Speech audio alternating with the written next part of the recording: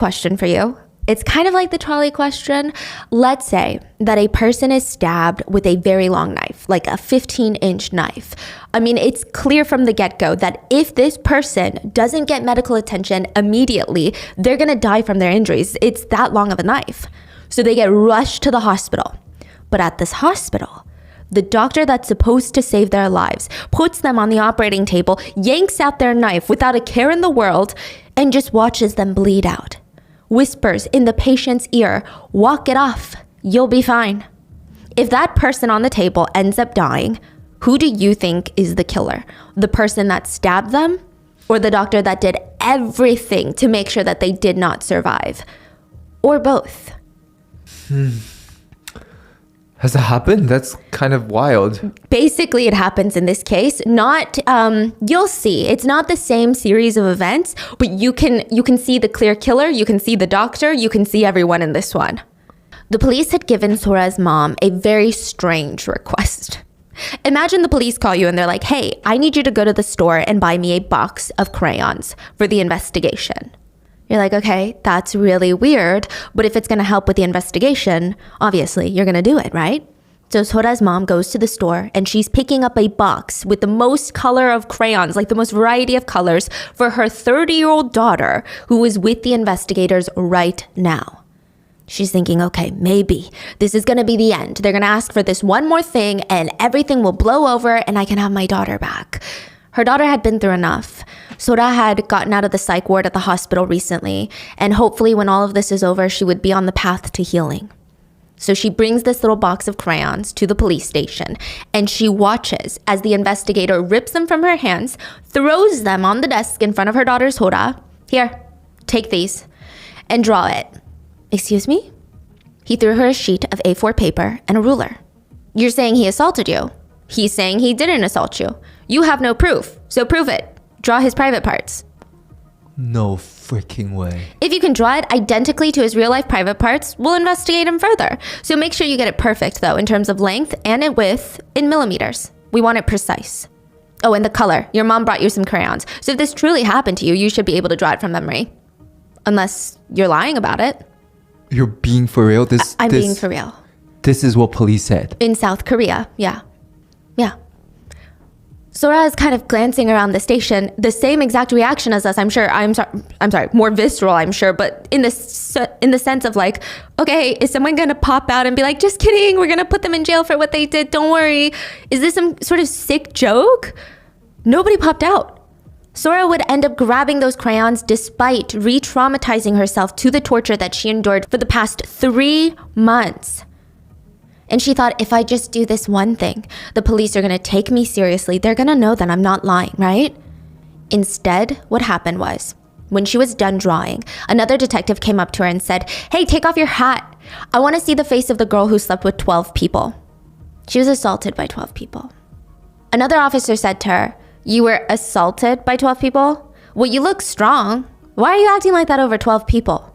Did you love them at least? I mean, can you say it wasn't bad? Like, was it at least a little good? Some girls are out there making really good money by sleeping with like 30 to 40 clients a day. So, I mean, it's just 12. It's like, the world's not over. They even said, you know that supermarket family, the family that owns the supermarket down the street? Their daughter was also SA'd. But look at her. She got over it. It was just like a passing storm for her. She's living well with her family. I mean, you need to work on getting better and getting used to society. After walking out of the police station with her mom, Sora would bolt. She ran and threw herself into oncoming traffic at the busy intersection right in front of the police station. She wanted to die in front of the police station who refused to take her seriously. She wanted the world to know what happened to her. The police refused to investigate the Korean entertainment industry. 12 male casting directors on the set of famous K-dramas had harassed and essayed her. They, quote, passed her around as if she was some sort of object that they had power and control over. They humiliated her, threatened to assault her with broken glass bottles, burned cigarettes on her face, and set her house on fire. By the end of this case, Sora will die. Her little sister will die. And their father will die.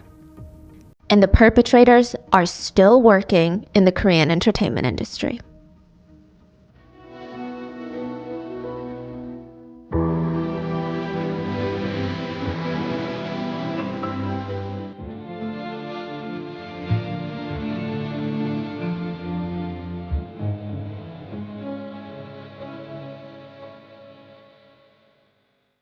As always, full show notes are available at rottenmangopodcast.com.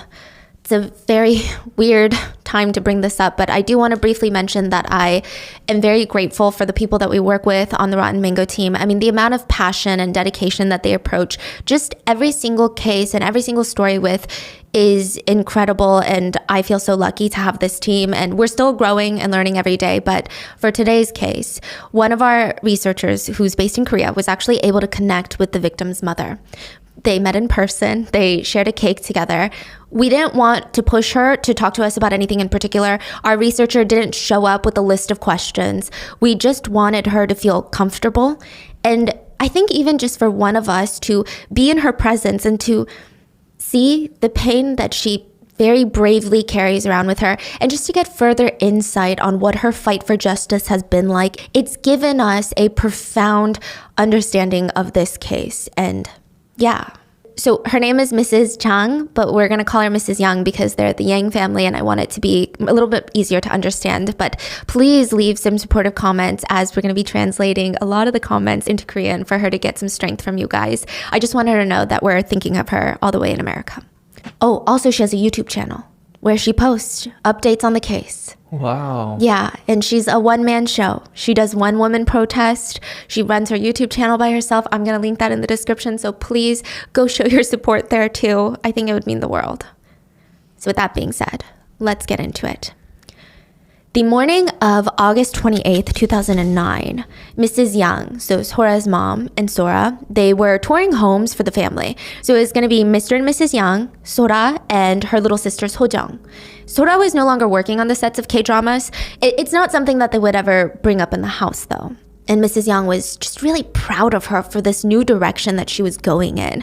She was working on getting her real estate license while working at this fried chicken shop on the side. At home, she would make these rings and these pins. She earned her bead crafts license and sold her little pieces at little markets. She even had her nail art certificate. So it's a lot of different avenues of passions, yeah, but Mrs. Yang was in no rush to tell Sora, like, pick one, you know? She wasn't thinking, you gotta pick a career. She just wanted her little daughter, Sora, to be happy. She had come such a long way. After looking at houses, Sora and her mom, they're grabbing this quick bite to eat.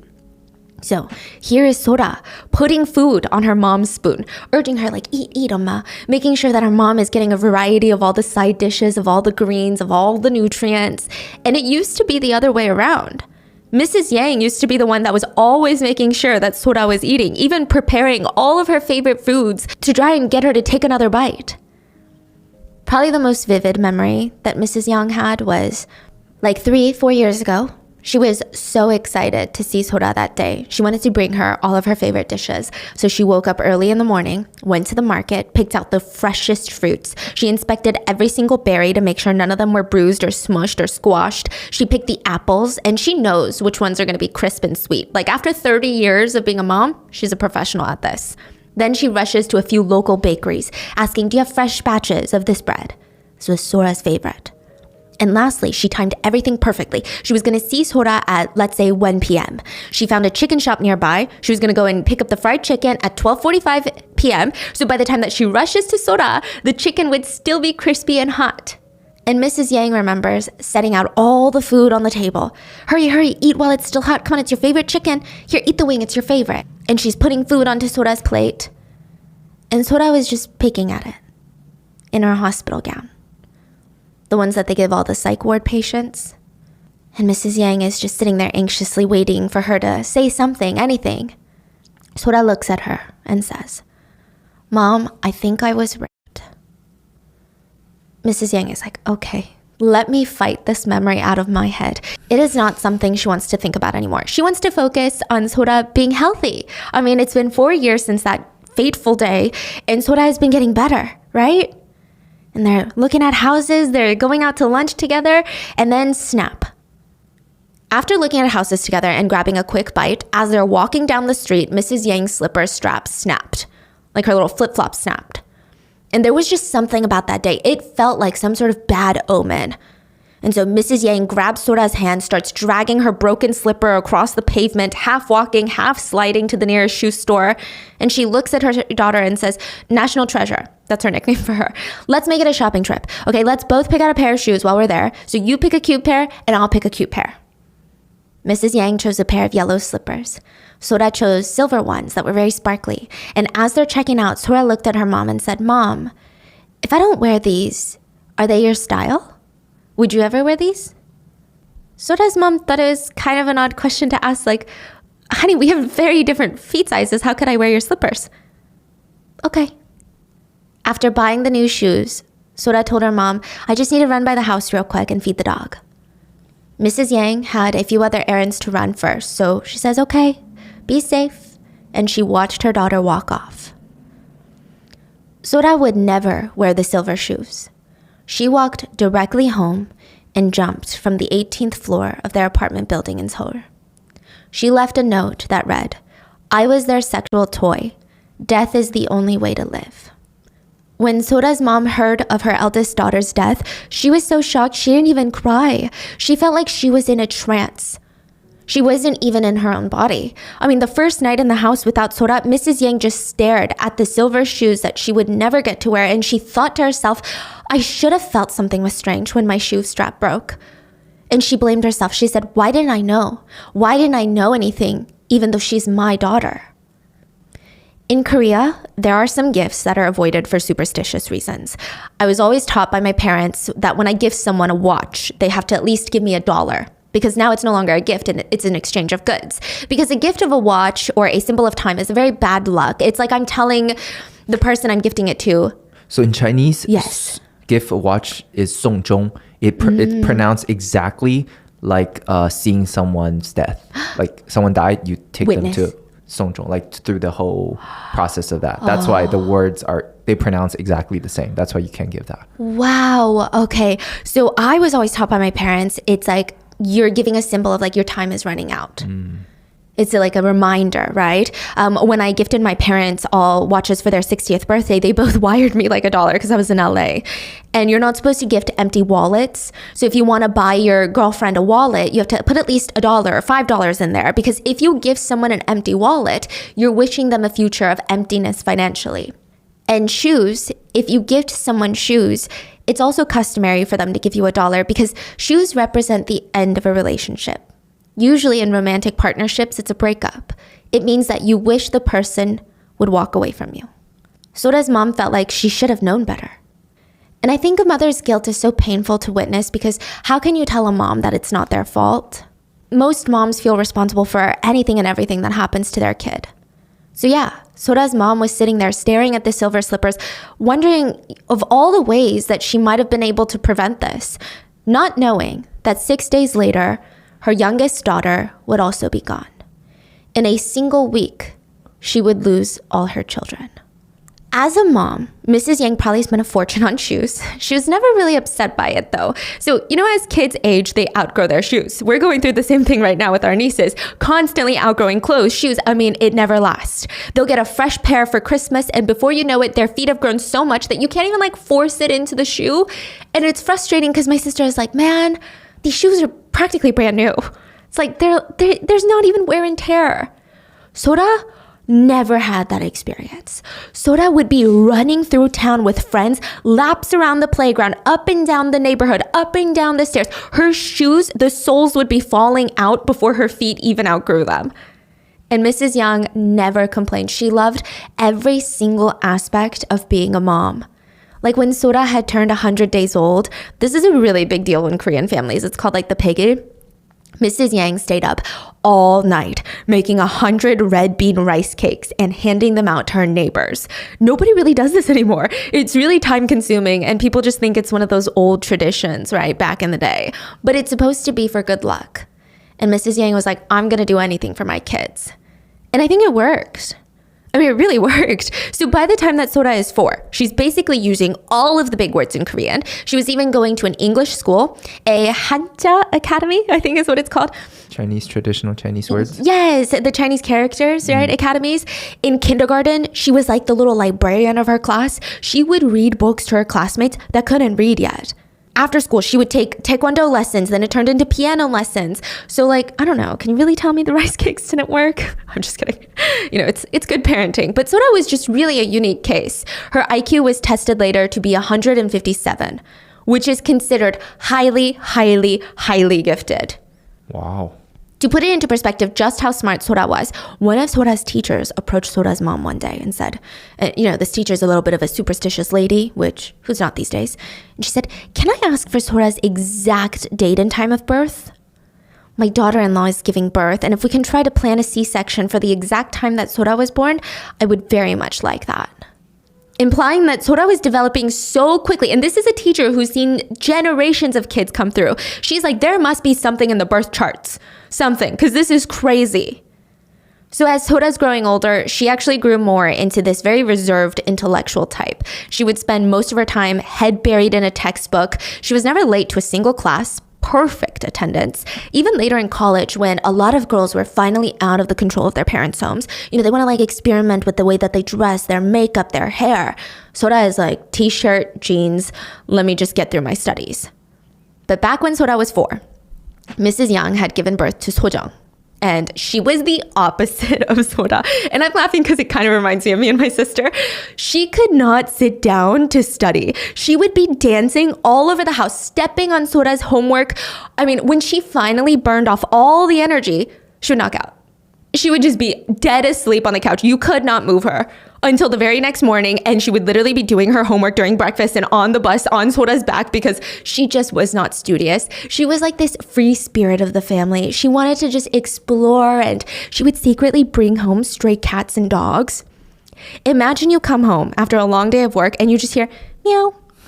You're like, Sojong, what is that? Why is there a noise coming from your room? And it would just be like another little kitten. And Mrs. Yang let her keep all of them. Wow. Yeah. But the two sisters, they truly could not have been more different. I mean, just can you imagine how fun their house must have been? Even like the bickering of Sojong dancing around and Sora's trying to focus on her homework. And then there's like 5 cats in the background knocking glasses off tables. I feel like the family never had a boring day with the two. Also, Mrs. Yang never called them by their names. She called them National Treasure 1 and National Treasure 2. So in Korea, all the national treasures, they're numbered. So this is a cute nickname that she gave. So it's like 1 and 2. And in 2004, after graduating college, Sora's 29 and her little sister, Sojong, is 25. So they're both kind of in this phase of life where they're thinking, we should experiment with the possibilities. This is our time before we really settle into a career. Like we're toying with the ideas of what we want to truly do. Sojong turns to Sora and says something along the lines of, "언니, like we're both bored, right? Why don't we try this job together? It's a bit far. It's near Busan, so 4-hour drive, right? But we can get a place there together and be extras on all these dramas that are filming there. There's like 10 of them filming there right now, and they're all looking for extras. It'll be fun. We can get our foot in the door, and if we like it, maybe we can, level up to like a supporting role and then go bigger and bigger from there. I mean, it's just a small gig. If it doesn't work out, it doesn't work out, and we just come back home." So at this point, Sojong had become a famous Idol's backup dancer. So she's already kind of in this entertainment industry. And it seemed like a very natural suggestion. The two sisters, they pack some of their clothes, they leave for the very southern coast of Korea. And Sora actually got a bit more acting gigs than Sojong. Since Sojong was still dancing, she had a little bit of conflict in her schedule. It wasn't very open. Meanwhile, Sora was like, okay, let me just take this because I'm pretty free the next 3 months. Mrs. Yang didn't really like being separated from her girls, but she was really proud and happy for them. She said, "I was proud and arrogant, as proud as any mom in Korea who felt like they had the whole world." 3 months later, that world would come crashing down. Sora and Sojong were back home and something had changed. It's not even one of those instances where Mrs. Yang can sit the girls down and be like, "What's going on? Did you guys fight? There's tension." It wasn't even like that. It was such a drastic, scary change. Mrs. Yang was lost on how to even handle this type of situation. It's like Sora had turned into a completely different person. The minute she walked in through her family's home doors, she took off all of her clothes. She was unclothed, pacing around the house, grabbing a knife and carving the words die, die, die onto a wooden tray. Mrs. Yang tried to talk to her, trying to get her to open up and tell her why she's behaving this way, but Sora would cut up furniture. She would ransack the house. She kept saying, someone is watching me, someone is watching me. The family felt like they were in over their heads. Like, how do they even help Sora? She will not communicate with them. They don't want to push her. They don't want to scare her. They don't want to stress her out even more. They're just trying to take it day by day, second by second. But it really was unsettling. Mrs. Yang said, even though she was my child, I was scared. Every morning, the Yang parents and Sojong, the little sister, they would wake up feeling this like anxiety on their chests. They don't even know what the day had in store for them. Most days, they would walk out into the living room and all the furniture was somehow moved in the middle of the night. Their couch was now standing on its side, leaned up against the back door. Their TV was in the kitchen. These are pieces of furniture that would take multiple people to move, but Sora had silently moved them in the middle of the night. Sometimes they would watch her obsessively roll up tissues and stick them into any little crevice or hole in the house. She kept saying someone was spying on them with hidden cameras. Someone was watching them. She was incredibly paranoid. Sora would come out of her room naked, chanting, I'm going to kill you. I'm going to kill you. It's like she was in a trance. Like she was possessed by someone. I mean, she felt like a stranger to the family. She would repeat these very violent words that they had never, ever heard come out of her mouth. Like, she's not even the type to watch violent movies or shows, not saying that there's a link to like violence and that, but it's just so startling. Like, this is a girl that loves to read books and plays the piano. And now, after 3 months of acting on K-dramas as an extra, she's come back and she's having a full psychological meltdown. Every single day, the family used every second to try and brainstorm of all of the ways that they could help Sora. But like, is there really a perfect way? Maybe if you're a trained psychiatrist, you would know better. But for the family, it's a very tricky situation of if we don't do anything, clearly it's going to get worse. And Sora is obviously in some sort of pain for her to be acting like this. And if we do something, it might push her away further. So we need to make sure whatever we do is the right choice. If we try and take her to a therapist right now, what if she rebels, runs away, and we can't even find her? There's nothing we can do. She's 30. The police aren't going to do anything if she's a runaway.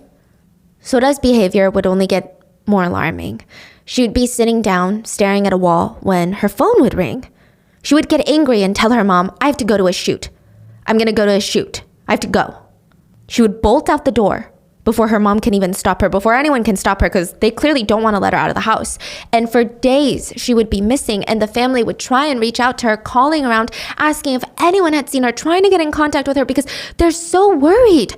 I mean, there was no way that she was working in this state, but there was also no way of finding out where she was. A few days later, she would return in a state of just complete disarray. Her hair would be ruffled up, her lipstick would be smeared. They were so lost.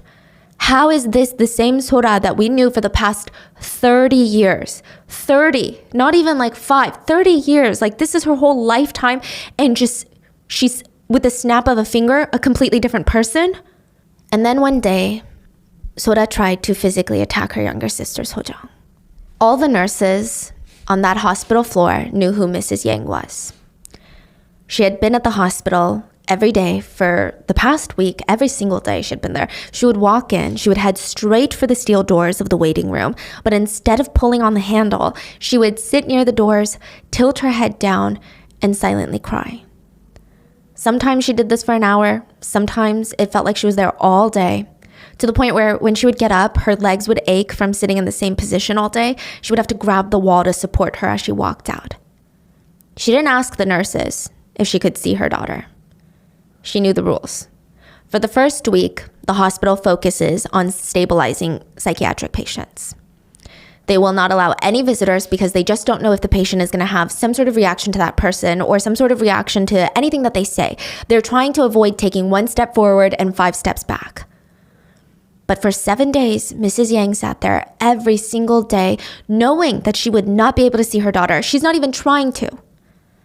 But she just wanted to be there in the only way that she knew how at this point, and it was just to show up. I'm sure to a degree she felt some sort of guilt as a mother for having her daughter admitted involuntarily to a psych ward. And I just want to make it very clear. This is a very serious, very hard decision for her to make. This is not her saying, oh, I just can't deal with it anymore, so let me just bring her to a hospital.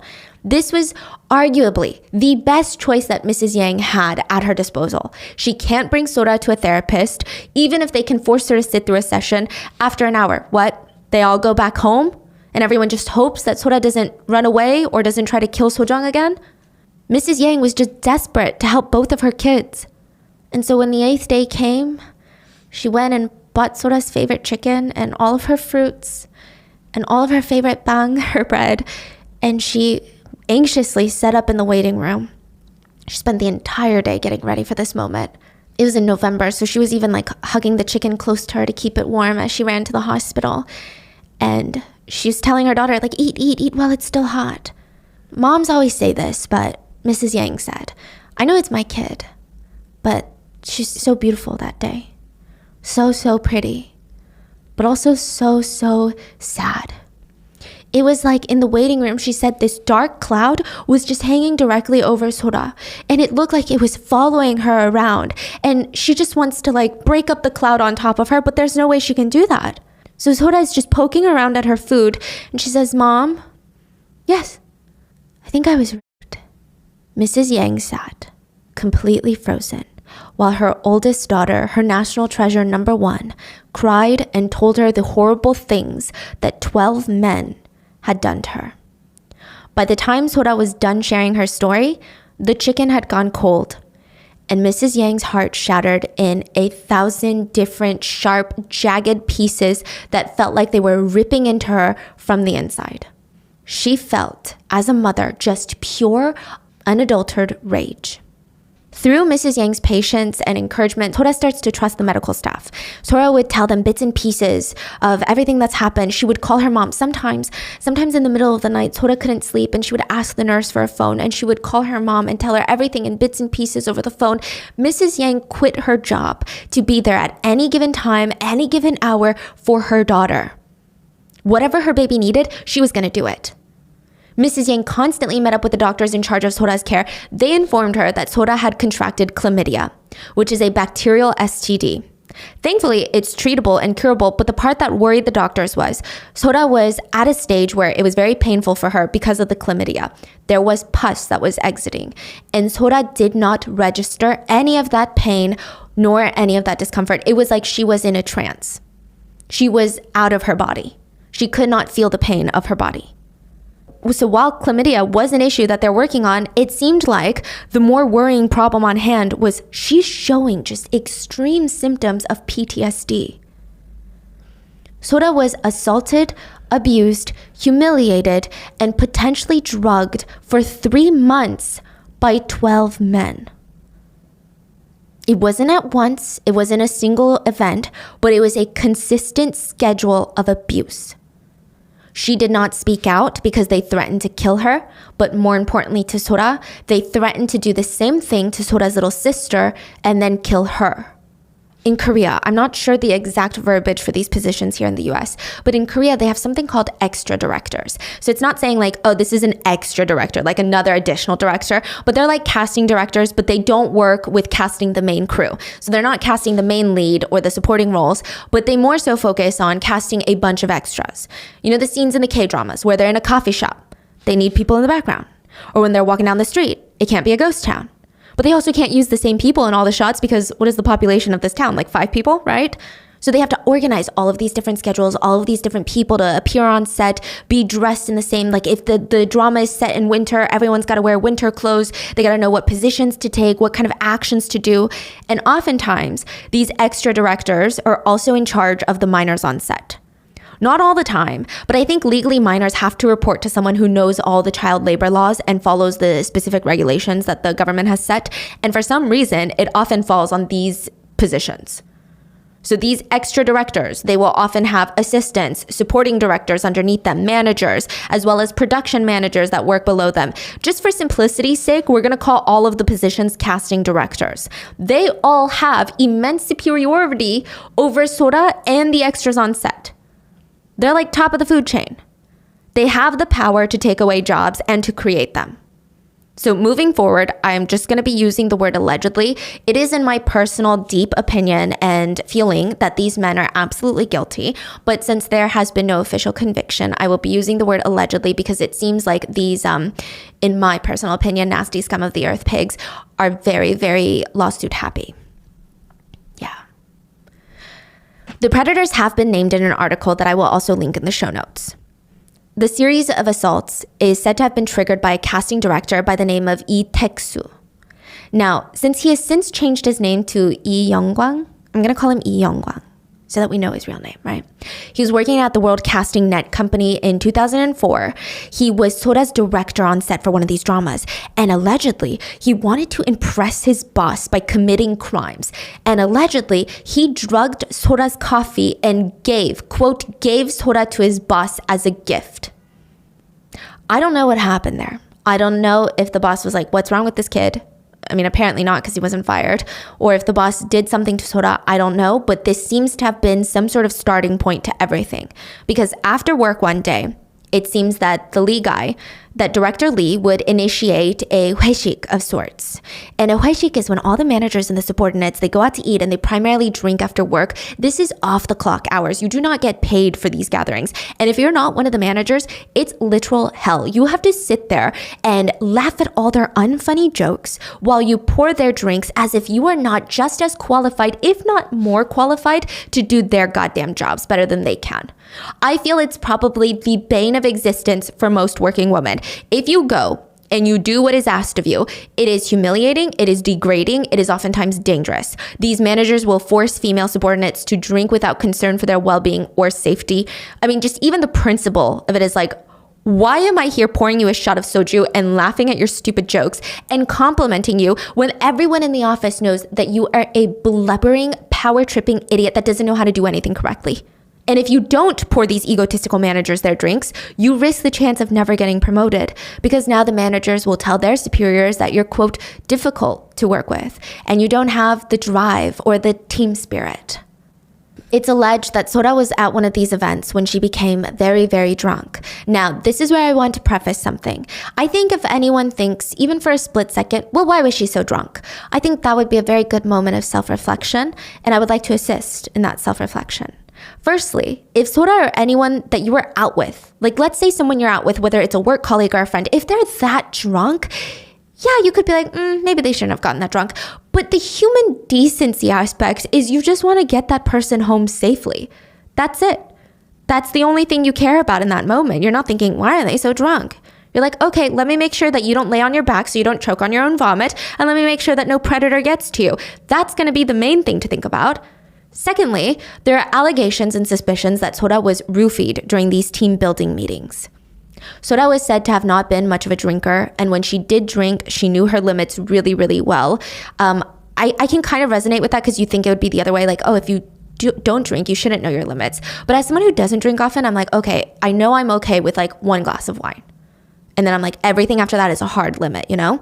And she was very, very mindful to never cross these boundaries. I don't even think that she would drink like a full glass of wine because it's alleged that after just one sip of beer, people started witnessing Sora behaving very drunk. So this is not normal. But let's argue that she was never drugged. Still, one of the main problems at these so-called team building events is that managers will push and shove drinks down your throat with this passive-aggressive hint that your job is on the line if you're not fun and letting loose with the team.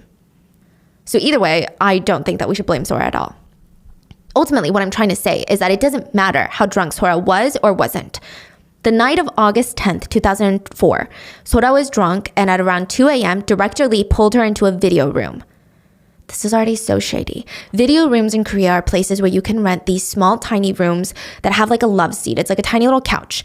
You watch DVDs and stuff. It's a quiet, private room, and it's generally known as one of these places where teenagers go to rendezvous, if you will, since most likely teenagers can't afford like hourly motels yet. Director Lee threw her on the chair, and it was clear that she was unable to resist. He assaulted her. Just 8 days later, he got Sora drunk again, dragged her to a motel room. Sora was clearly unable to resist, and he assaulted her. Just 5 days later, He dragged her into another motel room, strangled her, took off her clothes, and this time Sora was conscious enough to resist. And when I say resist, I'm like, all of it was essay, okay? Sora was conscious enough to resist and made it clear once more, for the third time, this is not consensual. She resisted physically and he threatened her, allegedly saying something along the lines of, I will break this glass soju bottle, cut up your face with it, and then use it to assault you. I will put out cigarettes all over your face unless you listen to me. He assaulted Sora once more, sometimes even punching her in the face, kicking her in the stomach, and slamming her up against the walls during the assaults. It's alleged that director Lee went to tell his buddies on set what he had done, because, what a thing to be proud of, right? And they all decided, we're not going to go to the cops with this. No, we're all going to commit the same crimes. Casting director Yang Tae-geum allegedly locked Sora in an unknown motel room near the set. He dragged her into the bath, sprayed water all over her mouth and private parts with the shower head, took off her clothes, laid her down, assaulted her. He said to her, if you don't listen, I'm going to throw you in my trunk and push you into the Han River. Side note, Sora was young enough that Yang Tae-geum actually went around telling his friends that she was his niece and that he was taking her under his wing in the industry. That's how old he was. It's alleged that he even forced her to go on a 3-day staycation with him where he continued to assault and torture her for 3 days straight. Then it was claimed that they, quote, passed her on to casting director Kim Sun-mo. He was working as a manager for the executive department of World Casting Net Company. October 13th of 2004, it said that Kim dragged a drunk and semi-conscious Sora to a motel while telling her, if you don't follow me, I'm going to kill you. He locked her in the room, pushed her down, and threatened to light her pubic hair on fire. Then he assaulted her, which he allegedly bragged about to casting director Kim Yo-won.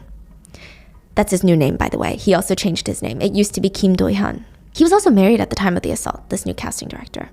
It said that he worked as a casting director and manager at the World Casting Net Company. In October 26, 2004, he got Sora drunk to the point of being barely conscious, dragged her to a motel room. She had woken up and she tried to run away, but he smacked her in the face twice and screamed, "How dare you? You're a rag, bitch." A rag is a really nasty word to call someone. It's supposed to mean that they're used and slept with by everyone. He continues, "Should I break your leg for you to listen? If you don't act right for me, you won't survive. I will carve out your private parts. Behave like you did with the other directors." He assaulted Sora, allegedly, while forcing her to watch X-rated movies. Each time, the assaults lasted several hours, and it said that they would make threats to Sora the entire time, saying things like, "I'm going to kill your mother, I will kill your sister, I will set fire to your house with everyone in it." Some of them even took videos and pictures of the assault and threatened to post them all over the internet. In a very sick detail, it stated that some even threatened to assault her younger sister while they were assaulting her. And not even just that, the mental and emotional torture and humiliation continued on set. Now, from these actions, 9 other useless pigs were inspired to harass Sora. So the casting directors are going around telling everyone on set what they've done to her, and they're laughing about it. And so 9 other predators decide, okay, let me try the same thing. They would grab at her on set, grope her. They would grab her hand, place it on their private parts. They would spy on her while she would be changing in the dressing rooms for other scenes. One of them even had the audacity to grope her and said, "You're fat. If you want to sleep with me, you should starve today and lose some weight." Another one tried to humiliate her by calling her a mop and taunting her that he knows. He heard from everyone about her hair situation down there. Another one groped her and said, "They are big, so the rumors are true. I like them. You should come live with me." It is the common belief that Sora descended into a psychological break and mental break from all of the torture that she endured in a very short amount of time. And she met with these people every single day because she was working like 5 different dramas. And when she wasn't being R-worded and dragged to motel rooms, she was being assaulted on set, just in the open.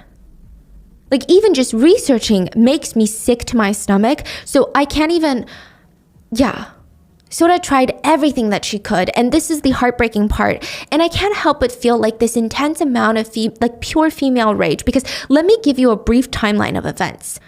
Director Lee assaulted her August 10th, August 18th, August 23rd, September 5th, September 20th. On September 24th, Sora met with a therapist. October 6th, she was essayed by director Taegum. October 7th, essayed by director Kim. On October 8th, Sora met with another therapist. Then alternating between the predators Yang Taegum, Kim Sun-mo, and Kim Yo-won, it's alleged that Sora was assaulted October 11th, 13th, 17th, 19th, 24th, 26th, 27th, and then November 7th. On November 9th, she would meet with another therapist. November 18th, she was essayed once more. And on November 19th and 26th, she would meet with a therapist again. Her medical staff at the time said in a recent interview, "I remember Miss Yang as a special case patient who developed her disability due to excess stress in a short amount of time." Now, a lot of people also speculate that if Sora was drugged heavily during the span of the past 3 months, that could have intensely contributed to her psychological breakdown. Side effects of date rape drugs include memory impairment, impulsivity, anxiety, depression, stress, paranoia. And I'm not sure if she was drugged. We can't say that we have the exact evidence because you'll see why later, but I can see that to be, because it's just so different from who Sora was for 30 years. Mm-hmm.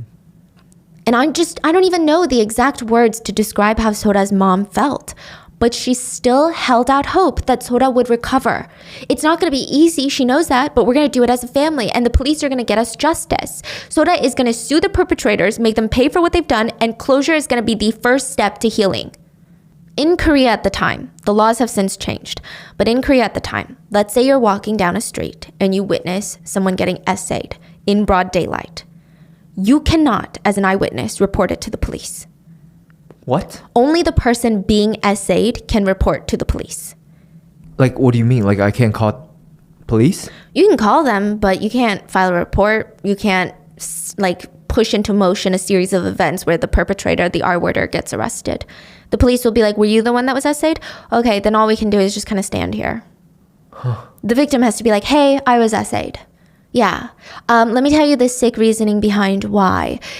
It's really bad. So back in the day, even if there were security cameras or eyewitnesses that caught the R-worder committing the physical, mental, emotional, violent, sadistic act of rape, unless the victim themselves doesn't file the charges, law enforcement does nothing.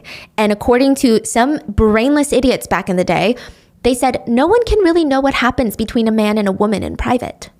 That's why unless the victim said, hey, I didn't want this, they won't do anything about it. Yeah. Also, the statute of limitations for essay was just over 1 year, just 365 days. What? So Sora's mom helped Sora file a complaint December of 2004 against 12 officials from the entertainment industry for sexual assault and forcible harassment. Now, obviously, the entertainment company that they all worked for was alerted of the situation. The vice president, a man, fired the 4 casting directors who was accused of sexual assault, but he stated, I talked to them. 3 of the 4 accused of sexual assault admitted to having intercourse, but they denied it was assault. Mrs. Yang comforted Sora, telling her, it's okay. The police are going to look into it, and once they discover the truth, these men, the 12 men, they're going to pay for what they did, and you don't have to feel scared anymore. You don't have to feel paranoid. You don't deserve this. You have rights. You are the one. You did nothing wrong. Mrs. Yang's only hope comes crashing down when the police call her, asking her if she's got evidence that she wants to bring into the station. That sounds like they care, right? They're building a case. They want to gather the evidence. Then they want to get the perpetrators. But then they sarcastically added, what, do you need 3, 4 trucks for evidence? We can send you 4 trucks for you to fill up. Oh my God. The investigating officer was obviously being sarcastic, insinuating, what kind of evidence do you have? You're making a big deal out of nothing. You think your case is so serious? You think we want to put our resources to your daughter who just sleeps around? Mrs. Yang ignored it because, she's thinking, maybe this investigator is weird. Maybe this is how he talks. I don't know, right? Maybe he's being genuine. Maybe he's a rookie. And he's like, no, genuinely, I don't know how many trucks evidence needs, right? So still thinking that law enforcement is going to be on her side because, I don't know, that's their freaking job that they get paid to do. She brings in boxes of material, boxes of evidence. And the detective slams his hand down on the desk, startling Sora's mom. And he screams, do you think this is even a case? Because of how harshly the investigator slammed on his desk and started screaming at Mrs. Yang, everyone in the police station stared and turned and just looked. Nobody stepped in to help. Nobody stepped in to be like, hey, cop, get in the back. What's wrong with you? That's not how we do our jobs. No one. The other cops were just like, oh, Okay. In hindsight, Mrs. Yang would say, this was the moment I should have dropped the investigation. Had I done that, both of my daughters would still be alive. The police discarded most of the evidence that was turned in by Mrs. Yang. They just threw it away. And understandably, she did not know how shady they were, so she didn't make copies of a lot of the evidence. No. Yeah. The police investigated for... Is that legal? Yeah, I guess. I mean, it's probably one of those things where it's not legal, but like, what are you going to do? Call the cops on them, right? And if the government, like the state officials don't want to do anything, then... Wow. The police did investigate, though. They investigated for over a year. And like heavy quotes on the word investigated, if you can really even call it that. The first thing that they did was bring in the victim and one of the accused perpetrators, stick them in the same room without a proper partition. It was just one of those like plastic see-through sheets that you see at cash registers when COVID was really bad. That was what was between them. They were sitting at the same desk. Sora was forced to sit close to a perpetrator, so close, she could hear his breathing. And the detective was getting agitated that he had to actually do his job. He had to actually work and investigate because now he's frustrated. The victim is stating this happened and the perpetrator, of course, is denying it, of course. And he says, here's a ruler, here's some crayons, draw his private parts. We want it in exact millimeters. And he says, we want the exact shade or we're not going to believe you. I don't think I have to voice everything wrong with this, but it's just ridiculous, even if they are being serious, which I personally think that they're 1,000% trying to humiliate and ridicule and traumatize Sora further. But even if they're being serious, it's just dumb. I don't know what else to say. It's cruel and dumb. Even professional artists have references. I mean, as someone who's been with the same partner, and Mrs. Yang brings this up, like married couples, they can't even do this at gunpoint. Like you would utterly fail. I would utterly fail. I don't know. Like millimeters exact, like what are you saying? And this is the most traumatic moment of your life. You're trying everything to block it out. Your brain is trying to protect you. And this is what the officer is telling you to do? Like, yeah, that would drive anyone crazy. In another interview, if you can even call it that, investigators told Sora she's 재수 없다. So this is interpreted in two ways. If we were walking down the street and a bird pooped on your shoulder, I might look at you and say 재수 없다, which means like, just like really bad luck. Like you got no good luck. Like you have such bad luck. It's a little aggressive. Honestly, I don't even think I would say that. It's kind of a little weird. But let's say we're walking down the street, nothing happens to you, and I look at you and I say 재수 없다. It's commonly interpreted in Korean as you're so full of shit. So he was probably arguing, I was saying, no, she just has bad luck. But it's clear he was trying to say like, you're full of shit. After she gave her testimony of being assaulted by 12 men. I'm going to give you a quick list of the things that the police did during the investigation. I'm sure there's a lot more than what I've just compiled, but even this is really, really bad. In order to drop a complaint, you have to sign an official document that states that you understand that you're dropping charges against the perpetrators, or the so-called perpetrators. You have to add a fingerprint on the document, so you got to stick your thumb in ink. It's got to be like notarized, right? One of the detectives smeared ink on Sora's finger and tried to get her to close the case, forcibly. Imagine the trauma of being a woman, a victim who has been taken advantage of physically, and now someone is trying to do the same thing, not in the exact same sense, but they're trying to have power over your body again. Like the trauma of that. During another cross-examination with another perpetrator, where for some reason Sora was present, they basically forced her to be at every single cross-examination in front of her perpetrators with no barriers in between them, and it was all spaced out. So they investigated for 13 months, and I think once a month they would call her in. So every month, if she made any progress at all to get some closure and healing, she would be right back at the police station face-to-face with one of her other perpetrators. She's not even just talking to the police about what happened to her. Once a month, she's meeting with her attackers face to face. And think about it, SA is incredibly destructive mentally. The victim feels like they are in a position where they did not have power over their own bodies. And in that interrogation room, Sora she was not able to face her attackers with dignity. She was not able to face it, because you hear stories of victims finally going to trial. And it's a moment that they can reclaim that power because they're in a position where, no, you don't have control over me. You can never do this to me or anyone. She doesn't have that. Even the police aren't on her side. So think about how helpless, vulnerable she feels over and over again for over a year.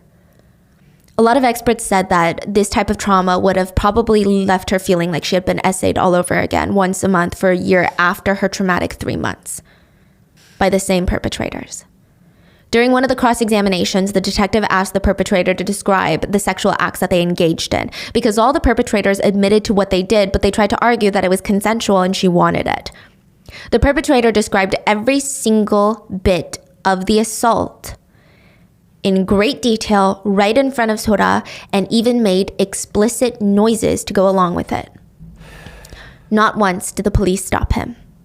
By the end of that cross-examination, Sora was crying and screaming. Her mom stopped it, took Sora home, where for days she sat in a trance-like state, refusing to eat anything, just laying there staring at a wall. Even just by looking at her psychiatric treatment progress notes, Sora was clearly breaking even more from the police investigation. Side note, again, Mrs. Yang blames herself for that, but I disagree. I think this is the police's fault, clearly, right? I mean, in the treatment progress notes, the medical staff wrote that Sora was reporting feeling heightened anxiety and nightmares after looking at the faces of her attackers again. She said when she hears their voices, all she can think about is when they locked her in those rooms and did what they did to her.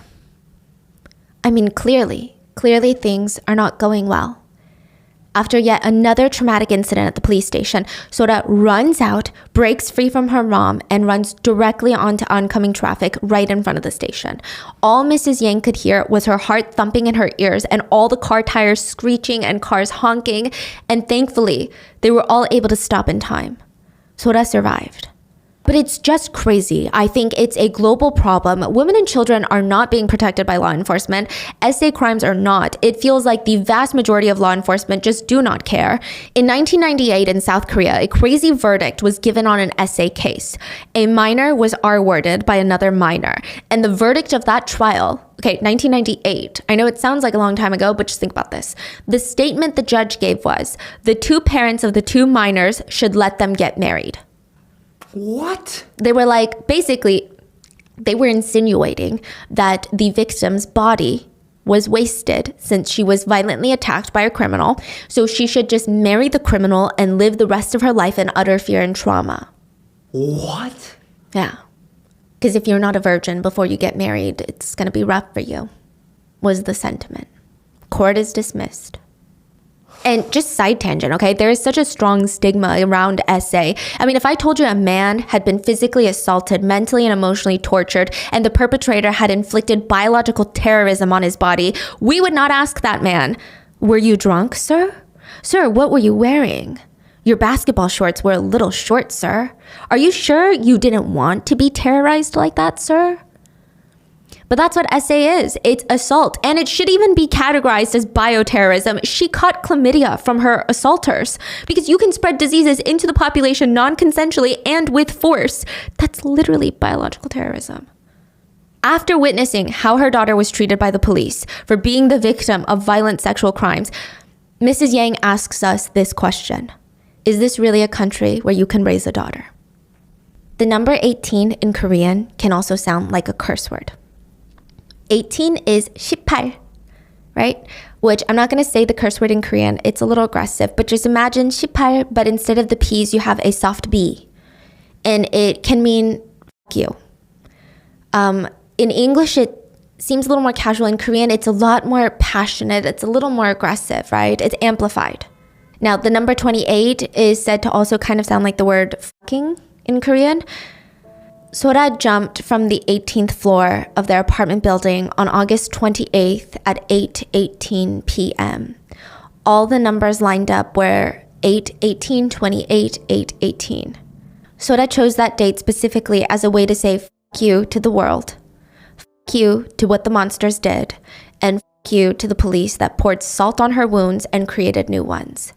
And to the justice system that didn't even help her, and to every single person that shamed her for being a victim of a crime. She said to them, fuck you.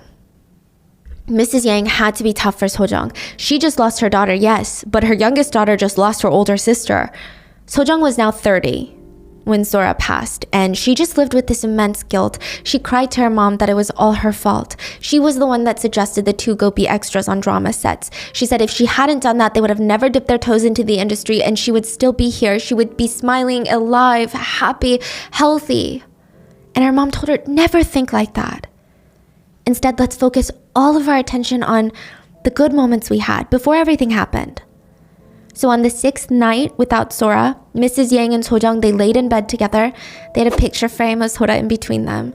And they would alternate between crying and laughing. Sometimes they would start laughing and end up crying.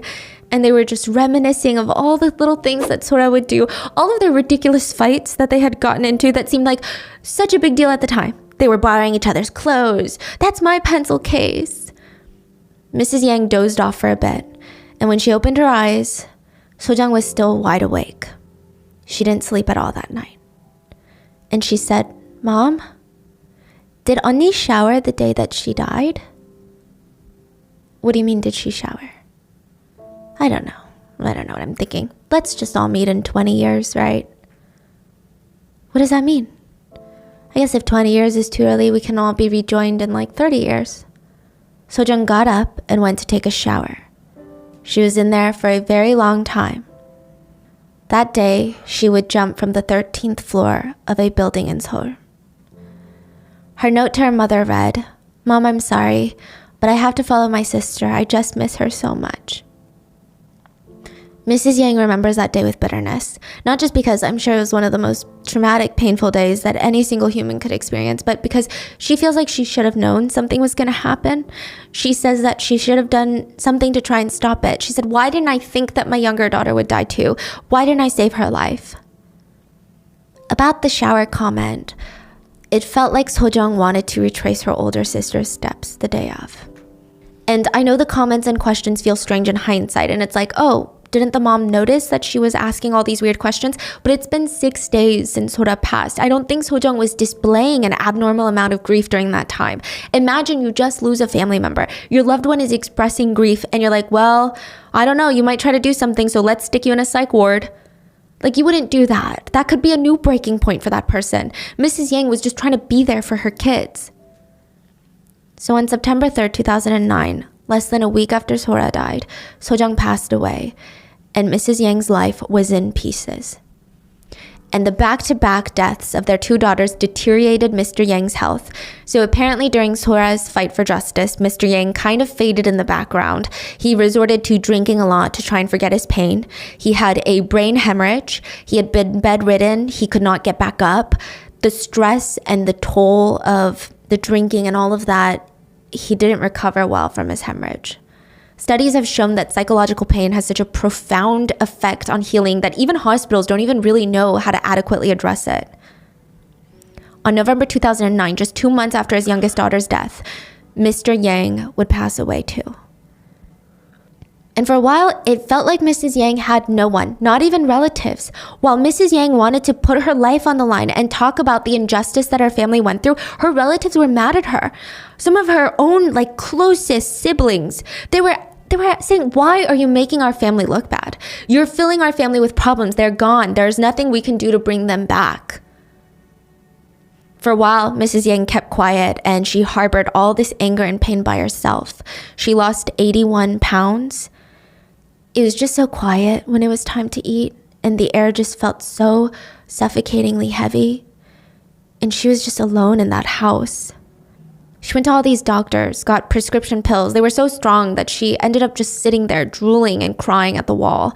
She felt like a shell of a human. She would stare at the wall or the TV all day, feeling numb. So imagine, a year of this. A year of being in a house where every nook and cranny is a remnant, a memory of your family that's all gone. She's heavily medicated. She can't even eat. She's losing all her family members. And boom, the end credits to a new drama are rolling, and it's one of Sora's perpetrators' names listed as a director. Because of these men, her daughters had become a handful of ashes. But here they are, living their lives as if nothing has happened. Some of them even had children of their own. Children. Mrs. Yang felt like she was going crazy. She even changed her name. Not because she didn't want them to find her or anything, but it's an old superstition that your name can carry good or bad luck. And she said, maybe my daughters died because my name is unclean. She said she would have given up anything for her daughters, her name, her life, anything. And that is why Mrs. Yang started her one-person protest. She would demonstrate with a huge sign showing the names of 12 perpetrators who harassed and assaulted her daughter. Every demonstration, a cop would come up to her and say, I'm a cop. I got a report that someone is defaming on the streets. The police are really worried about all the wrong things. Yeah, defamation is a serious issue, but first of all, I don't think that this is defamation. And second of all, if you were to tell me, is defamation worse than essay? It's really clear. During another demonstration, allegedly one of the family members of the perpetrators came up to Mrs. Yang and tried to slap her in the face with his palm. It's like the brother of a perpetrator, while swearing at her. One of the perpetrators even stated, I will make her a beggar by suing her for defamation. The next time she's on the street, she's going to be asking for money and food. She did get into a physical altercation with one of the perpetrators. There is a YouTube video on it on her channel, and she ends up fracturing her wrist because he shoved her during a protest. One of the wives of the pigs called Mrs. Yang and threatened to sue her for defamation. And when Mrs. Yang tried to explain to her the situation and how terrifying of a person that her husband was, the wife responded, I don't care what he did as a bachelor before we got married. Even the police officer that worked on the case and did, in my opinion, one of the worst jobs I've ever seen, if you can even call it a job, he also stated that he would sue Mrs. Yang for defamation. And this part is crazy, but Mrs. Yang went to see one of the detectives thinking, okay, maybe after 5 years, he'll apologize. After 10 years, he'll apologize. Maybe he'll find some salvation somewhere and come to his senses. She showed him portraits of her 2 daughters, and he insisted he doesn't recall a single thing, doesn't remember them. And he started filming her, threatening to sue her for defamation. In Korean, there's an expression, he who farts in the room and gets angry at everyone else for the smell. Mrs. Yang felt really depressed again. I mean, this is the evil, angry scum that her daughter had to deal with. In the span of 6 months, Mrs. Yang had lost her whole family. She lost her oldest daughter, her youngest daughter, then her husband. And she said that she felt like she was always gasping for air and struggling to get a deep breath in. Imagine being in a constant state where you feel like you're half drowning all the time. The only reason that Mrs. Yang stayed for so long instead of joining her family was because of one of Sojung's dogs. They still had a dog. Sojung had brought home this tiny little puppy a while ago, and they named him Pee-Pee, right? Which I feel like could mean a lot. I feel like he was a little rascal when they first got him because the name sounds very rambunctious, like a little troublemaker. And she said he was the last one in the family. She said she felt a duty to make sure that at least one family member lived a long life under her care. She brushed his teeth every single day. She looked online for best meals to feed dogs. The dog ate better than her. She would mix milk into his dog food to make it easier for him. She brushed his hair every single day. She absolutely treasured him. He lived for 19 long years before passing away. And that is when Mrs. Yang decided, it's time for me to join my family. And she attempted to end things, but she survived.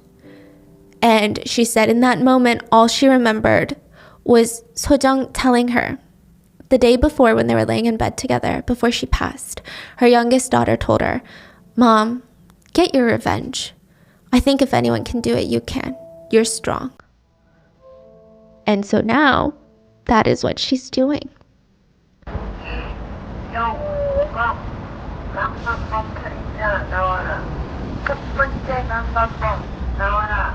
사과하라.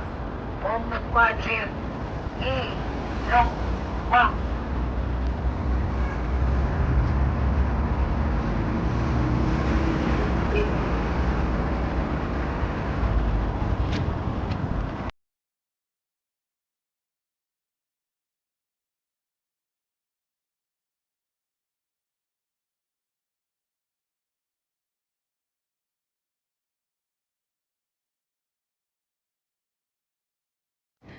she's going to get justice. And she feels like that's what the only thing she can and will do as a mother, no matter how hard it is, no matter how lonely it is without her family. And it's been really hard, okay? Mrs. Yang waged a lawsuit against the perpetrators, April of 2014.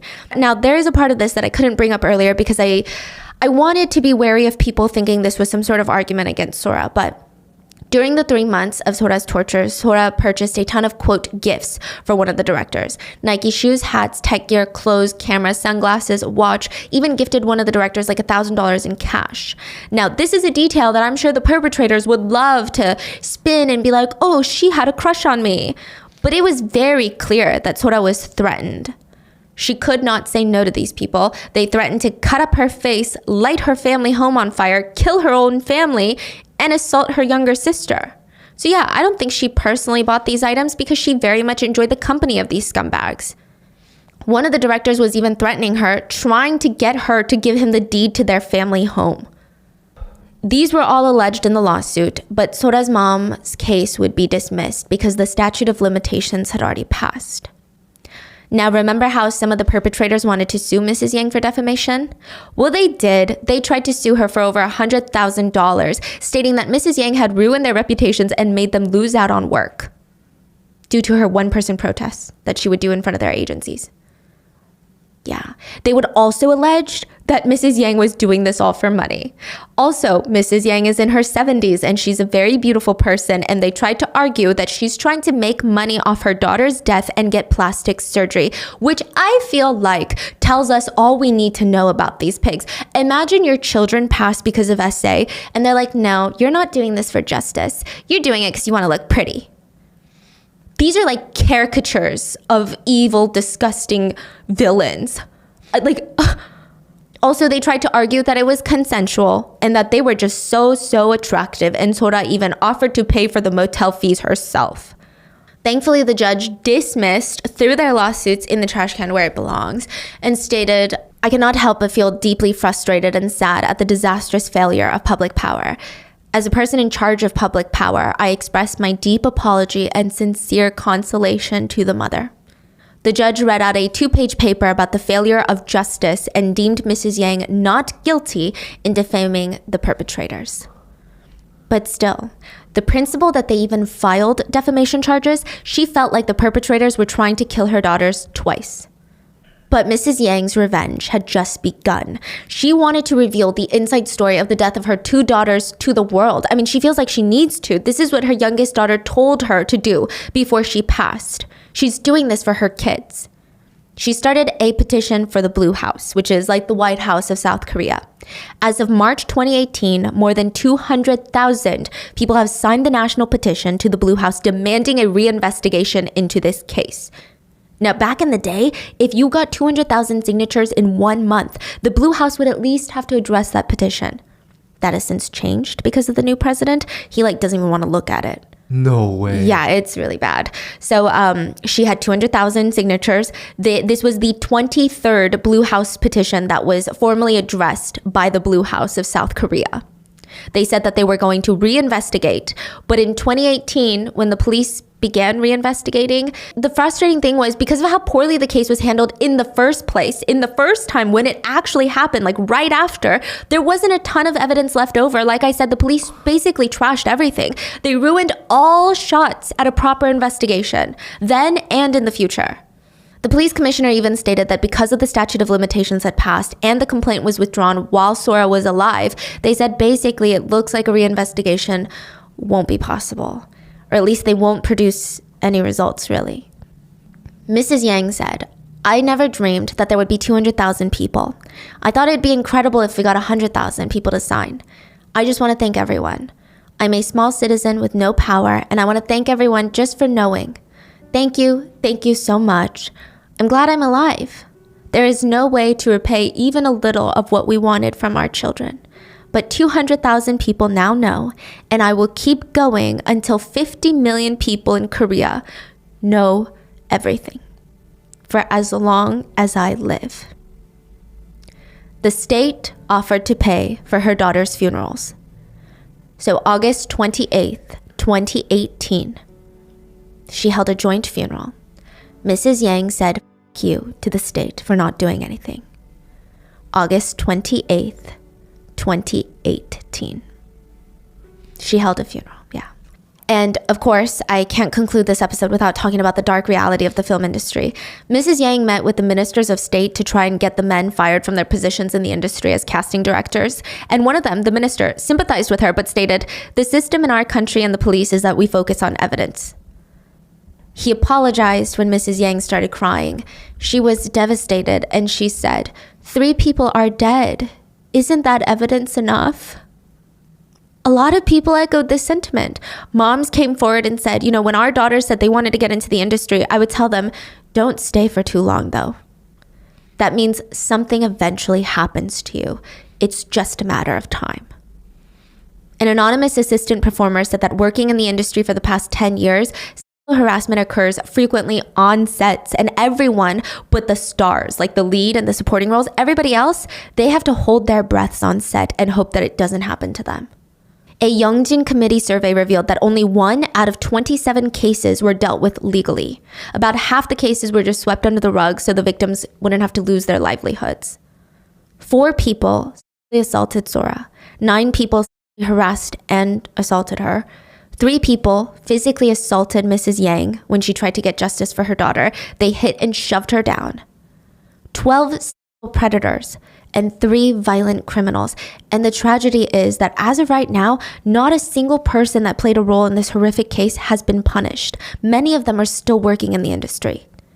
As of 2020, one of the perpetrators worked on the drama, "Dating is annoying, but I hate being lonely." Mrs. Yang rallied everyone to protest and boycott, and MBC, one of the biggest networks in Korea, reportedly terminated their contract with the perpetrator, stating that they were unaware of this incident. So they fired him. Then May of 2023, the drama Lovers came out. Lovers. Another perpetrator had worked on set. MBC banned them from accessing any future production sites and stated, since they were hired by a third party that they were unaware at the time of the incident, they stated that they will actually terminate the whole contract with that third party company in question to exclude any possible participation of a perpetrator moving forward. Also, this is really scary, but apparently one of the casting directors, Lee Young-kwang, is working in the administration department of a huge gynecology office in South Korea. Meanwhile, from all the lawsuits that Mrs. Yang faced from the perpetrators, even though they were dismissed, she had to sell her apartment to pay her legal fees. So please click the link in the description for Mrs. Yang's YouTube channel to get updates. I am hoping to meet her if I go to Korea soon, so I can give you guys updates there as well. And Mrs. Yang stated that she's going to continue to follow the perpetrators for the rest of their lives and continue to expose them. If the courts cannot punish these men, their crimes will be known to the public. That is her goal. She is in her 70s now, and she works out every single day to stay very fit and healthy so that not only can she protest every single week, but a lot of these perpetrators, they're a lot younger than her. And she said her goal is to outlive at least one of them so that she can dance on his grave. She said, "This is a country that does nothing for its daughters. The police even put my 2 daughters at risk. There is nothing we can do but talk like this. And there is something that I really want to tell women like my daughter. You should live and not die. You must never die. You must live." Even though 14 years have passed since her daughters have left, whenever Mrs. Yang is walking on the street and hears a girl scream, "Amma," she still turns around. And that is the story of the Yang sisters in South Korea. Please leave your supportive comments for Mrs. Yang in the comments. We're going to translate them, a bunch of them for her, and I know that she would love to see your support. And hopefully we can meet with her and protest with her when we're in Korea next. But let's just keep this story out there. Please go to her YouTube channel. Even if you don't understand Korean, I don't think you need to understand the pain that she's gone through, to watch these videos, to engage with her content. Please. And let me know your thoughts, and please stay safe, and I'll see you guys on Wednesday for the main episode. Bye.